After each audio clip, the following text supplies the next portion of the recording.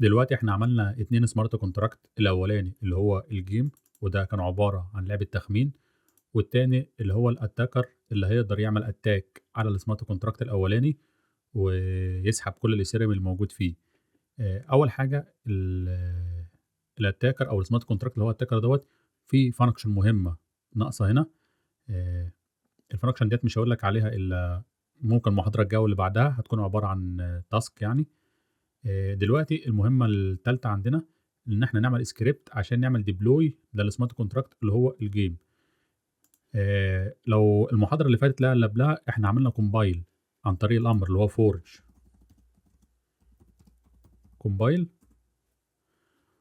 والsmart contract نعمل معانا compile ما فيش أي مشاكل، وبعد كده عملنا الأمر اللي هو forge create لو تفتكر -rbc url -private key دوّة عشان نعمل deploy على شبكة مثلًا سيبوليا.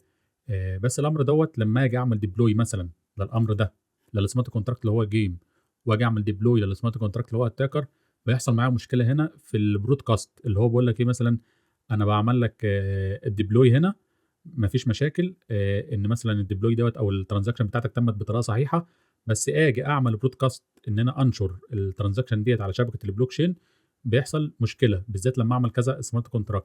ففي حاجة advanced شوية اللي إحنا بنعمل script هو اللي يقوم بعملية الdeploy ديّة، ودي الحاجة أو شغل المحترفين إن إحنا أو إحنا بنستخدم الحاجات الadvanced. طب نعمل الكلام ده إزاي؟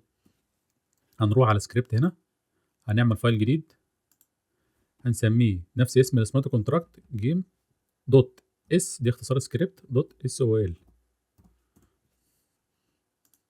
هناخد الlicense والبراجما.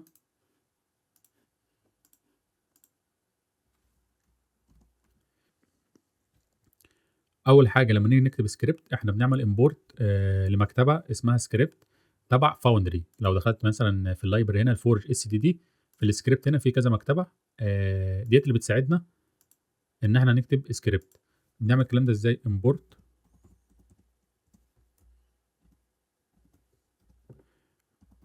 من folder هو forge-std script الS capital هنا.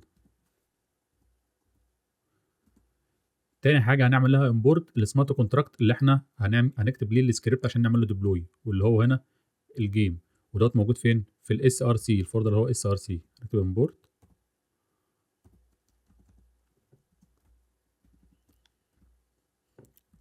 من الsrc هتجيب لنا الgame.sol الsmart contract ده. تمام؟ هنعمل له contract هنسميه deploy game وهو عمل import أو inherence من الscript is script.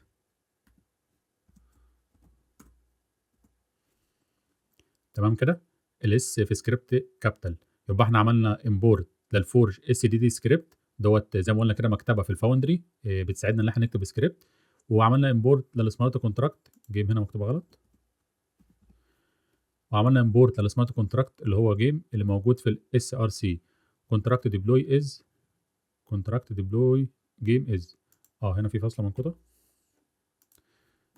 تمام كده. أول function بتكون موجودة معانا والكلام دوّة عبارة عن دبلاجة هتكون موجودة معاك على طول function اسمها run.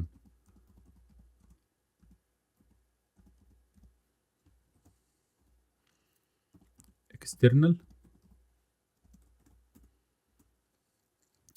وظيفة الfunction اللي هي run ديّة لمّا تيجي تكتب هنا الcommand line إنك تعمل run للscript دوّة هو بيشغّل الfunction اللي هي اسمها run.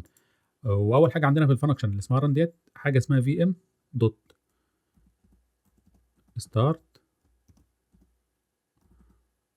broadcast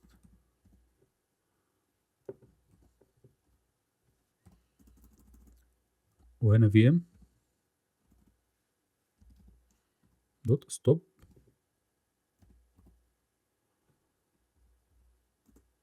broadcast. زي ما قُلنا كده الfunction ديّة تعتبر ديباجة هتكون موجودة معانا في أي script بنكتبه. الfunction ديّة لمّا نيجي نعمل أو نيجي run للcommand line أو نيجي نعمل run للscript إحنا بنعمل run للfunction ديّة. أي حاجة هتكون جوه الكود او الحته اللي هي vm.start broadcast والvm.stop broadcast ديت اللي هيتم نشرها على شبكه البلوك تشين. الفي ام ديت احنا طبعا عارفين ان اللغه اللي هنا لغه سوليديتي، لان فاوندري بتشتغل بلغه سوليديتي عكس الهارد هات شغاله بجافا سكريبت. بس الفي ام دوت ديت مش موجوده في سوليديتي، دي حاجه تبع الشيت كود في فاوندري. الكلام دوت لما تكتب مره واثنين وثلاثه الكلام ده هيكون بالنسبه لك زي الف ب كده. اما في الاول كده هيكون بالنسبه لك انت لو فاهم دلوقتي بنسبه 20% تمام، مفيش اي مشاكل. تابع الفيديو، اتفرج على المحاضره مره واثنين، بعد كده حاول تكتب الكود بايدك، هيكون الكلام ده بالنسبه لك سهل جدا. بعد كده احنا بنعمل سمارت كونتراكت جديد من نفس نوع السمارت كونتراكت اللي احنا هنعمل ليه ديبلوي. ايه نوع السمارت كونتراكت اللي هنكتب؟ اللي هو جيم كابيتال اهيت، دي اللي هي عباره عن السمارت كونتراكت اللي احنا هنعمل ليه ديبلوي. جيم سمول هتساوي نيو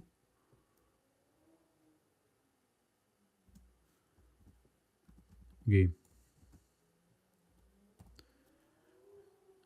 الكوماند لاين ده معنى ايه؟ انا بعمل سمارت كونتراكت جديد نفس نوع السمارت كونتراكت اللي انا هعمل له ديبلوي، وهو ده اللي هعمل له ديبلوي واتعامل معاه. لو جينا بصينا في السمارت كونتراكت اللي هو الجيم هنا، هنلاحظ معانا حاجه ان مكتوب مثلا كونستراكتور بايبل، واتفقنا ان الكونستراكتور دي داله بتشتغل مره واحده بس لما تيجي تعمل ديبلوي. لو في معلومات عايز تمررها للسمارت كونتراكت بتمررها خلال الداله ديت. فعندنا هنا تاني حاجه ان الداله ديت اسمها بايبل. بايبل دي اللي هي بتستقبل ايثيريوم. طالما الداله بايبل بتستقبل ايثيريوم لازم يبقى فيه فاليو في السكريبت. والفاليو بنحطها فين؟ هنا بين كيرلي براكت. تكتب فاليو نقطتين. انا الفاليو ديت مثلا انا هشحن السمارت كونتراكت بتاعي بكام؟ هقول له 0.1 ايثر. لا بوينت واحد.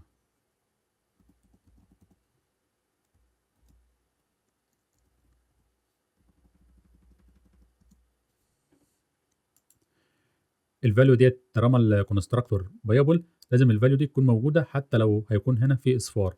طب معنى الكلام ده ايه؟ معنى الكلام ده انا لما اجي اعمل ديبلوي للسمارت كونتراكت اللي هو الجيم، انا هشحنه بواحد من 100 ايثيريوم. دي هتكون مكافاه الناس اللي هتقدر تخمن الرقم الصحيح. الواحد من 100 في ايثيريوم دوت هيقدر يتحول ليهم. كده احنا عملنا السكريبت او خلصنا المهمه رقم 3 اللي هو سكريبت عشان نعمل ديبلوي للجيم كونتراكت. عايزين نعمل سكريبت تاني للاتاكر كونتراكت. هنيجي برضو في السكريبت هنا، هنقول له نيو فايل، هنسميه اتاكر دوت اس اختصار سكريبت دوت اس او ال.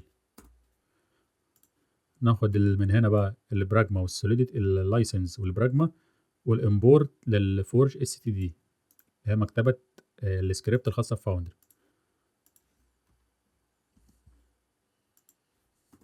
وهعمل امبورت للسمارت كونتراكت اللي احنا هنعمل ليه ديبلوي. امبورت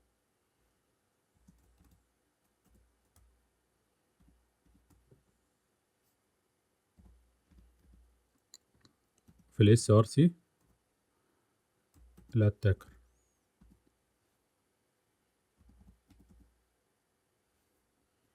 دوت اس او ال. الكونتراكت هنسميه ديبلوي اتاكر از سكريبت.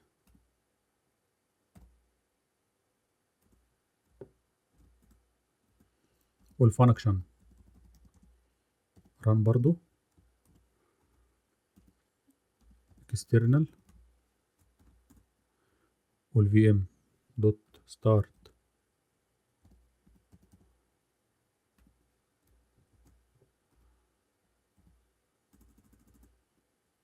والفي ام دوت ستوب.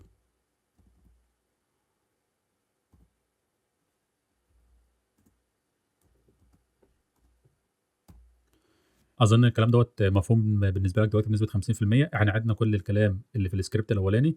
هنيجي بس في النص هنا هنعمل زي ما قلنا سمارت كونتراكت من نفس النوع السمارت كونتراكت اللي احنا هنعمل ليه ديبلوي اللي هو اتاكر.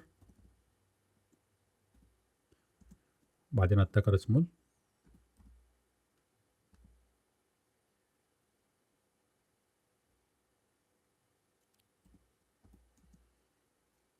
هيساوي نيو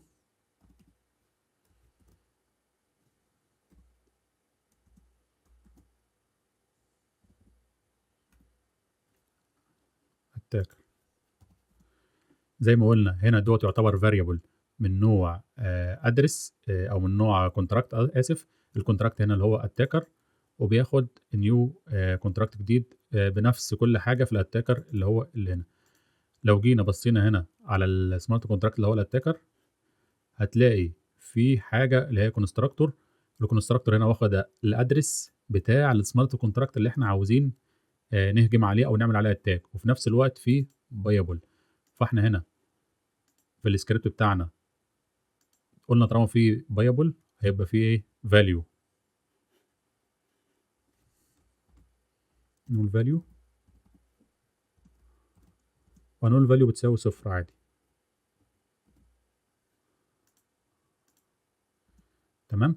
وهنا هيكون الادرس بتاع السمارت كونتراكت اللي هو جيم بعد ما نعمل ليه ديبلوي. فهنقف هنا.